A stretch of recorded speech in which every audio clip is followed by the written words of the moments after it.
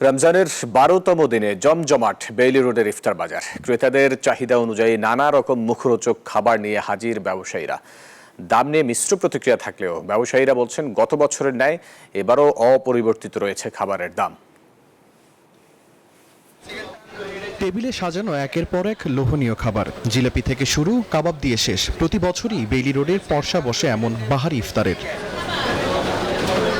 নামকরা রেস্টুরেন্ট ও খাবারের মানের কথা মাথায় রেখে অনেকে ইফতার কিনতে আসেন বেইলি রোডে। প্রথাগত ছোলা মুড়ি পেঁয়াজু বেগুনি ছাড়িয়ে ক্রেতাদের চাহিদা এখন মুঘলিয়ান বিভিন্ন কাবাব আইটেমের দিকে। সব থেকে বেশি সেল হচ্ছে আপনার এই যে কাবাব আইটেম দেখতেছেন, এটা একটু বেশি সেল হচ্ছে প্রতিদিন। এই তো আমি জিলাপি কিনেছি আর একটু কিনবো, লাবাং কিনবো।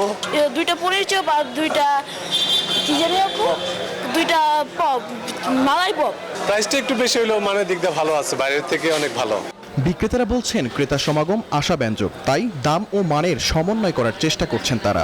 আমাদের এখানে আছে রেশমি কাবাব, কাশ্মীরি কাবাব, বটি কাবাব, হারিয়ালি কাবাব, তারপর আছে মালাইকারি কাবাব। আমাদের প্রত্যেকটা আইটেমের দাম আমরা আগের তুলনায় অনেক কমিয়েছি এবং কাস্টমারের যে রেসপন্স, মানে উই আর স্যাটিসফাইড যে আমার কাস্টমারের যে গুড রেসপন্স ভালো, এই জন্য আমরা স্যাটিসফাইড।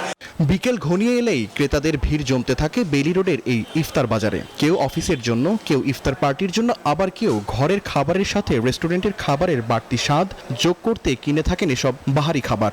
সময়ের সাথে সামনের দিনগুলোতে আরও জমে উঠবে ইফতার বাজার, এমনটাই প্রত্যাশা বিক্রেতাদের। শাহরিয়ার কবির, নিউজ 24, ঢাকা।